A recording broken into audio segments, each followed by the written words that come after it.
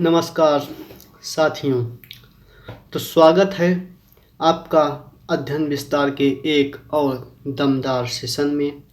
Chemistry केवल एक subject ही नहीं बल्कि हमारे आसपास की हर चीज़ की असली कहानी है। आज हम समझेंगे मैटर यानी पदार्थ। ठीक है, इस तरह और यह पदार्थ को इस तरह हम आपको समझाएंगे कि ये हमेशा के लिए आपको याद हो जाए। ठीक है, तो तैयार हो जाइए क्योंकि अब सीखना होगा स्मार्ट तरीके से केमिस्ट्री को और विस्तार तरीके से। ठीक है, तो चलते हैं, हमारी क्लास स्टार्ट हो रही है। अभी आपको हमने पिछले उसमें पढ़ाया था सिलेबस केमिस्ट्री को। पिछले वीडियो में आपको हमने सिलेबस के केमिस्ट्री के सिलेबस को पढ़ाया था। तो इस प्रकार हमारा सिलेबस रहेगा और इस तरह हमारे सिलेबस हुआ, हमने कंप्लीट किया और आज हम देखेंगे मैटर यानी पदार्थ। ठीक है, तो हम पदार्थ को देखते हैं। पदार्थ पदार्थ के किसे कहते हैं। ठीक है, तो हम देखेंगे यहाँ पर कि यूनिवर्स यानी ब्रह्मांड में वस्तु, ऐसी वस्तु जो स्थान घेरती है एवं जिसका द्रव्यमान होता है, ठीक है, उसे हम पदार्थ कहते हैं। क्या कहते हैं? पदार्थ कहते हैं। लेकिन द्रव्य या पदार्थ एक ही है, लेकिन जो द्रव्य यानी पदार्थ है, लेकिन द्रव जो है, आप सोचते होंगे ना द्रव फिर क्यों लिखा है यहाँ पर। तो द्रव एक अवस्था है। ठीक है, यह एक क्या है? तरल अवस्था जिसे कहते हैं। ठीक है, इस प्रकार रहेगी। अब जैसे पदार्थ में हम देखेंगे एग्जाम्पल जैसे होता है वाटर हो गया यानी जल, और वायु हो गई, और सॉलिड यानी मृदा, और गोल्ड, इस प्रकार सोना रहता है। ठीक है, प्रॉपर्टी ऑफ मैटर क्या होते हैं यानी प्रॉपर्टीज ऑफ मैटर। आप सोचते होंगे पहले बात ये लिख के क्यों लाते हैं। हम आपको बोर्ड पर भी पढ़ा सकते हैं, लेकिन यहाँ पर आपकी क्लासें भी, आपका टाइम भी कम लगता है और जल्दी ही आपकी क्लासें भी कंप्लीट की जाएंगी। इसीलिए हम आपको इस तरह का पीडीएफ लेकर आते हैं। यदि हम बोर्ड में पढ़ाते हैं तो केवल 2 ही हेडिंग कंप्लीट हो पाती हैं और आपको नोट्स इस तरह प्रिपेयर भी करने में आपको इसमें सफल ज़्यादा मतलब कि मेहनत ना लगेगी कि किस तरह बनाना है, इसी तरह आपको लिख लेना है। ठीक है, तो अब हम देखेंगे पदार्थ के प्रॉपर्टी यानी विशेषता क्या होती है। तो इसमें देखते हैं नंबर 1, इसका निर्माण यानी फॉर्मेशन सूक्ष्म कणों से होता है। ठीक है, इसमें द्रव्य कण के मध्य स्थान होता है, यानी द्रव्य कणों के मध्य यानी पदार्थ के कणों के मध्य स्थान होता है। ठीक है, द्रव्य कण हमेशा गति होती हैं और जो पदार्थ के कण होते हैं हमेशा गति पर रहते हैं। ठीक है, गति यानी गति करते रहते हैं। फॉर एग्जाम्पल, जैसे एग्जाम्पल के लिए आप सोचो गैस के कभी कण एक साथ रहते हैं? नहीं रहते हैं, वो हमेशा गति करते रहते हैं। ठीक है, आपने कभी देखा होगा छोटे छोटे सूक्ष्म कण जब सुबह होती है तो एक किरण आया करते हैं, किरण आती है सुबह सुबह की। ठीक है, तो उसमें आपने देखा होगा अंदर जो आपके अगर या किसी छेद कर दें या तो किसी होल से देखें तो छोटी सी किरण आएगी, या आप टार्च लगाइएगा बंद अंधेरे कमरे में तो वहाँ पर देखेंगे कि छोटी छोटी प्रकाश में आपस में कण आते जाते रहते हैं, मतलब कि वो हमेशा गति में रहते हैं। अब देखते हैं चौथा नंबर, पदार्थ के कणों के मध्य आकर्षण बल होता है, यानी पदार्थ के कण जो होते हैं इनको मध्य के बीच मतलब आकर्षण बल लगा रहता है। ठीक है, अब हम देखते हैं स्टेट ऑफ मैटर यानी पदार्थ की अवस्थाएं कितनी प्रकार की होती हैं। ठीक है, पदार्थ की अवस्थाएं कितनी प्रकार की होती हैं देखेंगे।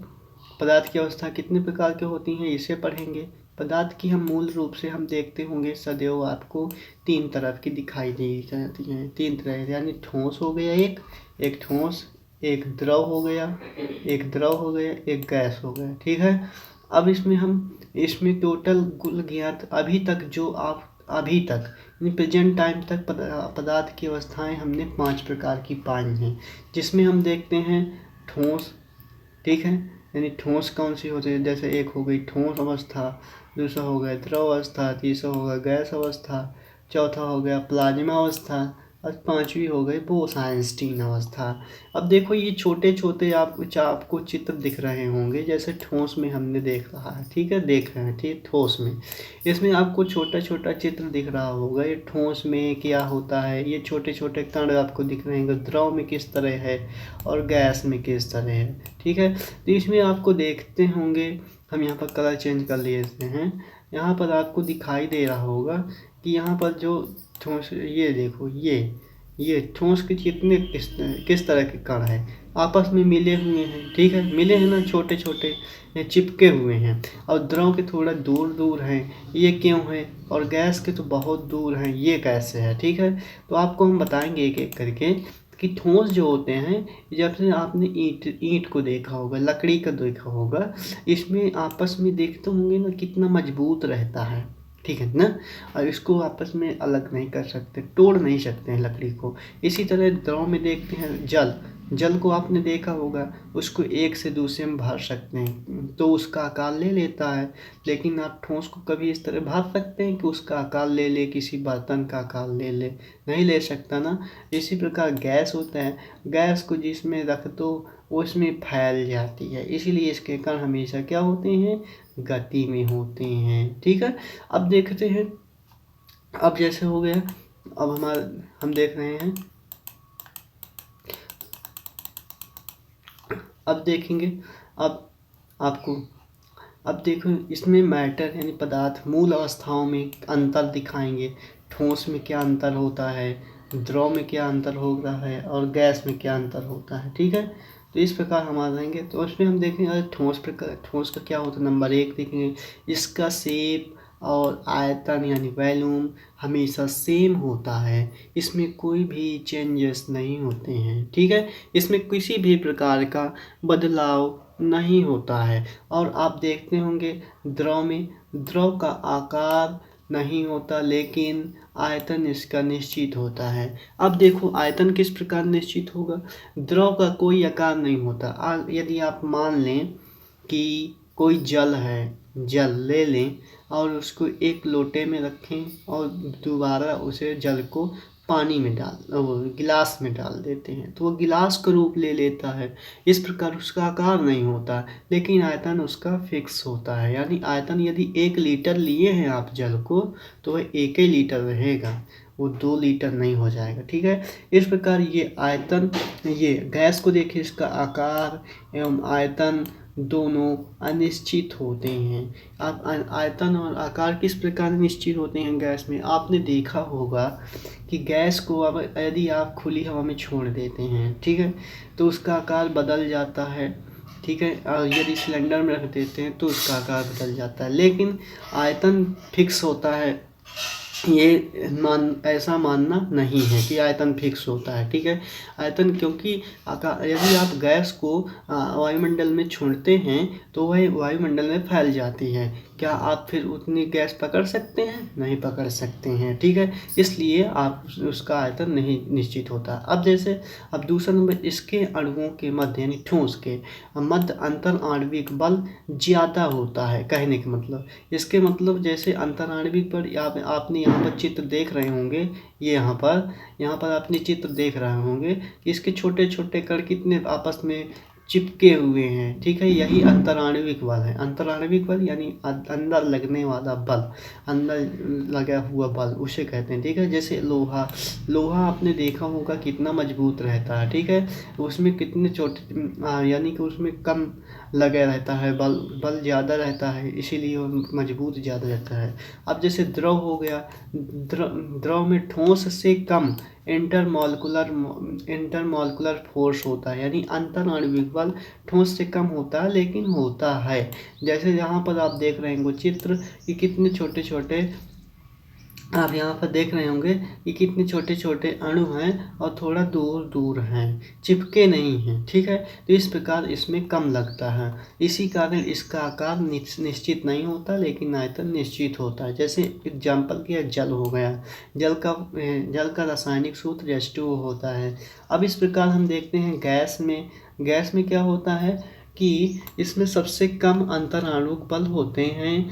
फॉर एग्जांपल जैसे हाइड्रोजन हो गया, CO2 हो गया, LPG हो गया, CNG हो गया, ऑक्सीजन हो गया। अच्छा, आप CNG को उसमें जानते हैं? CNG को इसका फुल फॉर्म क्या होता है, और LPG का फुल फॉर्म कृपया कमेंट में बताइएगा, ठीक है, दोनों का। तो इसमें हम देखते हैं जैसे इसमें सबसे कम होता है इंटरमॉलिक्यूलर फोर्स। क्यों होता है? क्योंकि गैस में क्योंकि इनके मध्य देखो छोटे छोटे कण जो हैं वो बहुत ज़्यादा दूर दूर हैं, सबसे कम ठोस के मुकाबले दूर हैं, द्रव के मुकाबले बहुत दूर हैं। इसी प्रकार ठोस में भी है, यानी कि इनका कहने का मतलब है इनमें बहुत कम अंतराण्विक बल पाया जाता है, ठीक है। इसके अणु यानी कि मॉलिक्यूल नगण्य और संपीड्य यानी नेलिजेंस होते हैं, यानी कि इनके जो मॉलिक्यूल होते हैं ठोस के जो अणु होते हैं नगण्य और संपीड्य होते हैं। इनकी अणु को देखा नहीं जा सकता है, ठीक है। इनके इतने छोटे छोटे कण होते हैं कि बिल्कुल नगण्य और संपीड्य यानी एक दूसरे से चिपके हुए होते हैं, कंप्रेसिबिलिटी होते हैं, यानी बहुत चिपके हुए होते हैं। और जबकि ठोस के मुकाबले इसमें गैस में ठोस से कम लेकिन गैस से ज़्यादा यानी मीडियम में इसमें क्या होते हैं, इसमें वो रहते हैं, संपीड्य होते हैं, नगण्य होते हैं, मीडियम होते हैं, थोड़े थोड़े दिखाई देते होंगे आपको, यानी अणु नहीं दिखाई देते लेकिन संपीड्य कम होते हैं, ठीक है। इसमें क्या होता है संपीड्य के बारे में, हाइयर कंप्रेसिबिलिटी पाई जाती है। इसमें क्या होता है, इसके अणु मॉलिक्यूल का सर्वाधिक संपीड्य हो सकता है, संपीड्य होता है, यानी इसको सबसे ज़्यादा संपीड्य कर सकते हैं। यानी कहने का मतलब है इसको बहुत ज़्यादा हम कंप्रेस कर सकते हैं, कंप्रेस करके हमने अपने टायर ट्यूब इसमें सब में हवा भर सकते हैं। कंप्रेस ही तो करते हैं, पंप से जैसे कंप्रेस किया ऐसे ही हमें एक हवा मिलती है, हवा जैसे निकलती है उसको कंप्रेस करके हम टायर में भर लेते हैं या सिलेंडर में भर लेते हैं, इस प्रकार हमको मिलती है। लेकिन आपने कभी ठोस को कभी कंप्रेस किया है? कंप्रेस नहीं होता ना, इसीलिए कंप्रेस, क्योंकि वह ठोस पदार्थ है। द्रव को भी ज़्यादा कंप्रेस नहीं कर सकते हैं, द्रव को भी नहीं ज़्यादा दबाव दे सकते, नहीं तो जैसे आपने वॉल्यूम यानी कि गुब्बारे में कभी जल भरा होगा, उसको ज़्यादा कंप्रेस करूँगा तो गुब्बारा फट जाएगा, लेकिन द्रव को ज़्यादा नहीं कर सकते हैं। आपने कभी लेकर इस तरह किया है? नहीं किया होगा, लेकिन गैस को कर सकते हैं पंप द्वारा, ठीक है। अब आता है प्लाज्मा स्टेट क्या होता है। इसे एरविन और श्रोडिंगर ने बताया था। किसे बताया था? प्लाज्मा अवस्था को, ठीक है।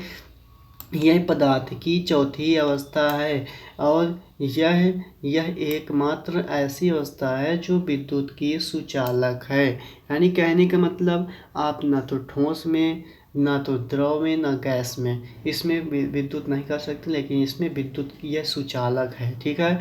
प्लाज्मा एक प्रकार की चमक है। चमक यानी ठोस, आप ये कह सकते हैं कि चमक जैसे ठोस एवं द्रव का मध्य की अवस्था नहीं है। प्लाज्मा अवस्था कभी भी ठोस और द्रव की मध्य की अवस्था नहीं होती है। आप समझें कि ठोस और द्रव के मध्य जो होता है हल्का लिक्विड उसे हम प्लाज्मा कह रहे, नहीं, इसमें प्लाज्मा अवस्था यानी कि गैसों की आयनित अवस्था होती हैं। गैस फॉर एग्जांपल जैसे हो गया Hg या Hg को भरते हैं ना, Hg यानी पारा, किसी ट्यूबलाइट में आपने देखा होगा साइड लगी रहती हैं, वो जब पिघलता है बहुत आयनित हो जाता है तब वो चमक मारता है वाइट कलर का। तो इसीलिए हम कहते हैं मरकरी हमारी जलने लगी, वो ट्यूबलाइट हमने जलने लगी। ठीक है, ये प्लाज्मा अवस्था को प्रभावित करते हैं कौन कौन से, क्या क्या करते थे, जैसे इलेक्ट्रिसिटी हो गया, मैग्नेटिक क्षेत्र हो गया, चुंबकीय क्षेत्र। इलेक्ट्रिसिटी यानी ज़्यादा हम बहुत कम कर देंगे तो वह आपस में क्या होगी कि उसमें बहुत कम वो पाया जाएगा, बहुत कम ही मात्रा में चमक होगी। और मैग्नेटिक चुंबकीय क्षेत्र अगर एक साइड चुंबक लगा देंगे तो ज़्यादा तेज वो कम हो, एक साइड ज़्यादा हो जाएगा। चुंबकीय क्षेत्र भी उसमें बहुत प्रभावित करता है। ठीक है, इस प्रकार हमारा ये पांचवी अवस्था हो गई। अब देखते हैं एग्जाम्पल, जैसे हमने यहाँ पर एक बल्ब लेते हैं। ठीक है, ये बल्ब दिखाई दे रहा है आपको।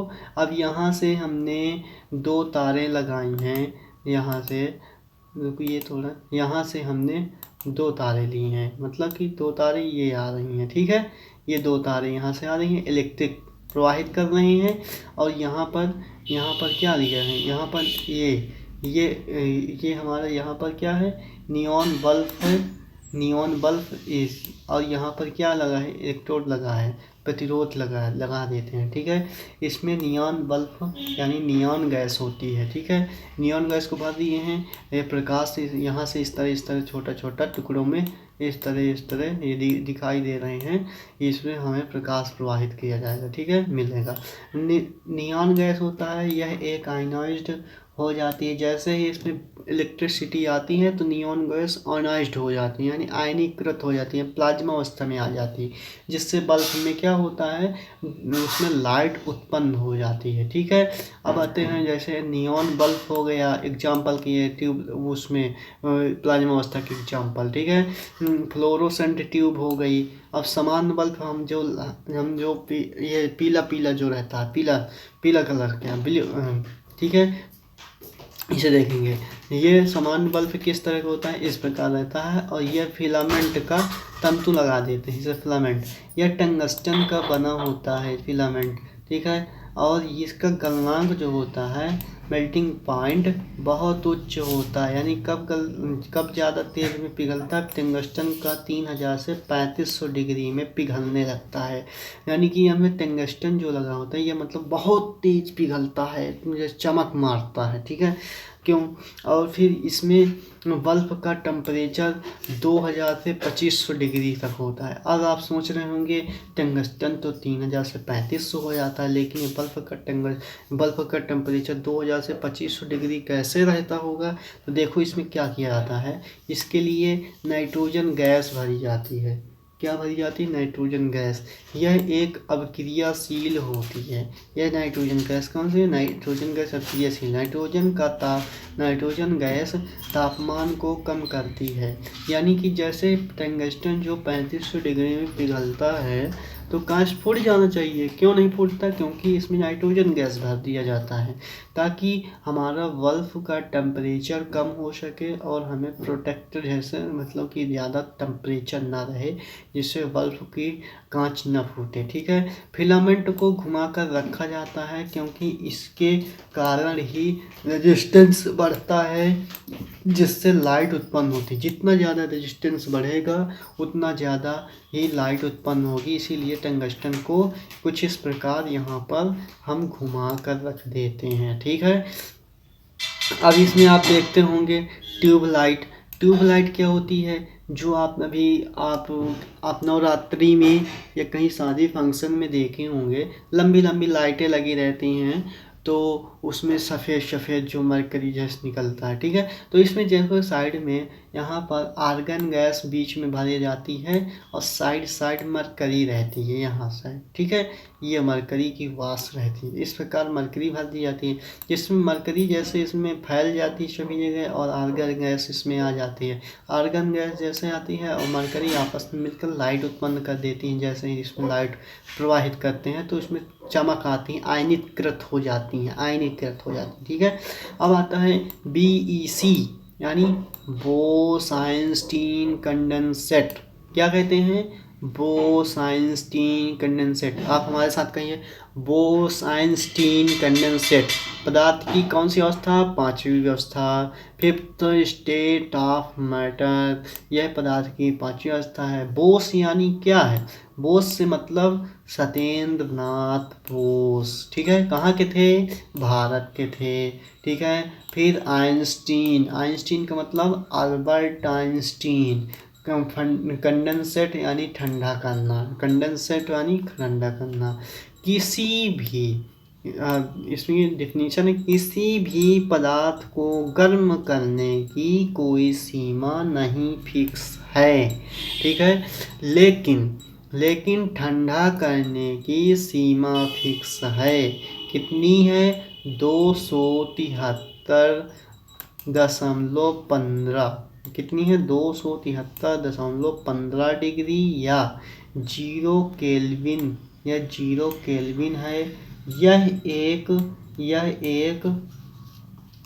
यह एक ऐसा तापमान है जिसके बाद किसी वस्तु की अवस्था में परिवर्तन नहीं होता, ठीक है। यह एक ऐसा तापमान है जिसके बाद वस्तु की स्थिति में कोई भी चेंजेस नहीं आते, जिसे हम एब्सोल्यूट जीरो या परम शून्य ताप यानी -273.15 डिग्री सेल्सियस या 0 डिग्री सेल्सियस कहते हैं, ठीक है।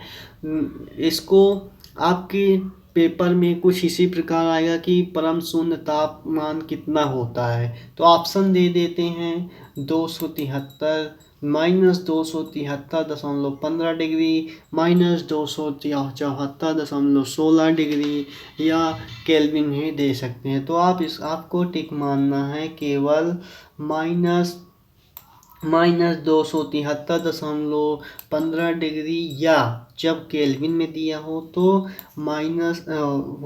0 डिग्री केल्विन करना है, ठीक है। तो इस प्रकार रहा ये मैटर। या अब देखेंगे अगले सेशन में। आज के लिए बस इतना ही। हम आज इसलिए आपका ये सेशन को अभी बंद कर रहे हैं। हम चाहते तो पढ़ा सकते थे, लेकिन इसलिए नहीं पढ़ा रहे हैं क्योंकि आपको इसकी नोट्स भी प्रिपेयर करते जाना है और अपना उसे दोहराते भी जाना है, ठीक है। कुछ इस प्रकार हमारा सिलेबस रहने वाला है और आपसे उम्मीद है कि आप हमारे इसे देखेंगे, और यदि समझ में ना आया हो तो इस वीडियो को आप दोबारा भी देख सकते हैं, ठीक है। तो इस प्रकार रहने वाला है।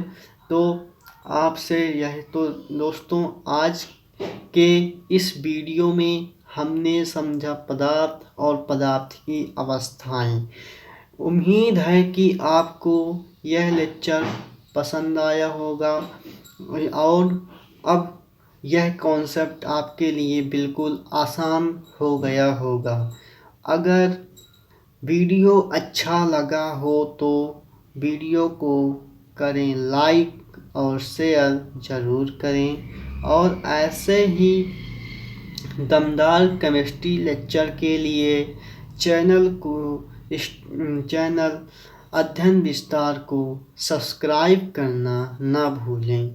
आप अपनी डाउट नीचे कमेंट कर सकते हैं। और हाँ दोस्तों, अभी आपसे जो हमने पूछा था LPG और CNG पूछा था ना, अभी लेक्चर में पढ़ाते पढ़ाते, उसका आप कमेंट करके नीचे बताइएगा फुल फॉर्म क्या होता है। यहाँ पर ये लिखा है LPG एंड CNG क्या होता है, कुछ ये है, ये यहाँ पर, ठीक है, जो को बता दे रहे हैं ये हरी कलर से, ये कहाँ है, हाँ, LPG और CNG इसे बताना है। इसकी फुल फॉर्म आपको बताना है कमेंट में। तो आप अपनी डाउट्स को भी नीचे कमेंट कर सकते हैं। मैं हर कमेंट का जवाब देने की कोशिश करता हूँ। तो मिलते हैं अगले वीडियो में। तब तक के लिए आप हमारे साथ चैनल पर अपने ज्ञान का विस्तार करते रहिए, सीखते रहिए। तो चलते हैं। ठीक है, धन्यवाद।